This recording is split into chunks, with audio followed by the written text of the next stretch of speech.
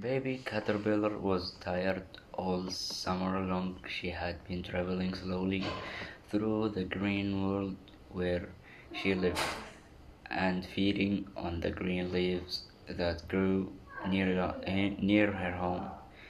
Now autumn had come and Mother Nature had given a holiday to the leaves, who put on their new dresses of red and gold and played tag with breezes. Baby Caterpillar wanted to play too, but could not run so fast as the happy little leaves, and she grew very tired and thought she would take a nap. So she found a cozy place among the branches of grapevine and made herself a soft sickly blanket. Then she rolled herself away within it, and then in her queer little cradle went to sleep one night late in the fall. Jack Frost came over the hill. He spied the cradle swinging to and fro, and began to play roughly with it, for he is roguish little fellow and touch everything that comes in his way. But the warm blanket hid the little sleeper so that Jack could not find her. By King Winter came, bringing beautiful snow blanket to Mother Nature's flower babies. He gently rocked the cradle as he passed and whispered, "Sleep, baby, sleep. You have no need of my blankets." At last spring came with sunbeams, the best and merriest of Mother Nature's helpers. They awoke the flower from their long winter nap, and called to the bird and took the brooks to begin their songs. When they came to the little brown cradle, they stopped to rest, and baby Caterpillar began to get very warm under the thick blanket. She woke up and stretched herself, and her cradle broke, and she came out to greet the spring. But what a change! Instead of the old dingy dress that she went to sleep in, she now had a beautiful yellow one, and instead of crawling among the leaves, she flew up and away into the sweet spring air to play with the sunbeams and flowers, and the little children called her a butterfly. How much would would a woodchuck chuck if a woodchuck could chuck wood?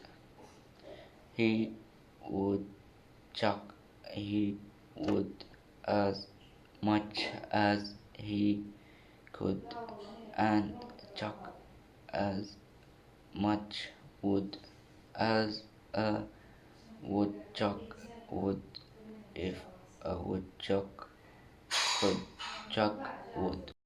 How much wood would a woodchuck chuck if a woodchuck could chuck wood? He would chuck he would as much as he could, and chuck as much wood as a woodchuck would if a woodchuck could chuck wood. How much wood would a woodchuck chuck if a woodchuck could chuck wood? He would chuck he would as much as he could, and chuck as much wood as a woodchuck would if a woodchuck could chuck wood. Can you can a canned can into an and can like a canner can a can into an and can Can you can into an and can like a canner can and a can into an and can. Can you can into an and can like a canner can a can into an and can.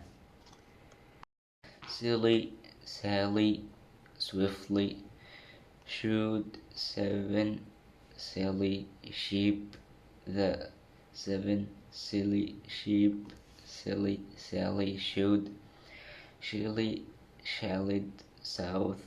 These sheep shouldn't sleep in a shack. Sheep should sleep in a shed.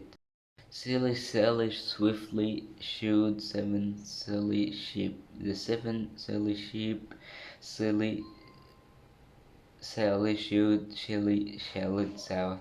These sheep shouldn't sleep in a shack. Sheep should sleep in a shed. Silly Sally swiftly shooed seven silly sheep. The seven silly sheep, silly Sally should shalled south. These sheep shouldn't sleep in a shack. Sheep should sleep in a shed. All I want a proper cup of coffee made in a proper cup of coffee.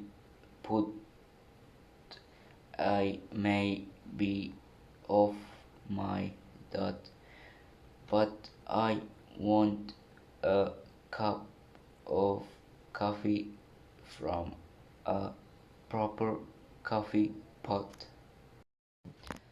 All I want is a proper cup of coffee made in a proper cup of coffee pot.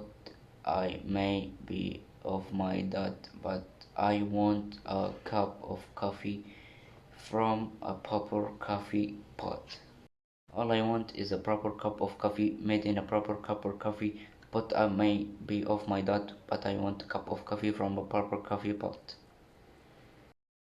Amidst the mists and coldest frost, with stoutest rides and loudest boats, he throws his fists against the posts and still insists he sees the ghost. Amidst the mists and coldest frosts, with stoutest wrists and loudest boasts, he throws his fists against the posts, and still insists he sees the ghosts. Amidst the mist and coldest frost, with stoutest wrists and loudest boasts, he throws his fists against the posts, and still insists he sees the ghost.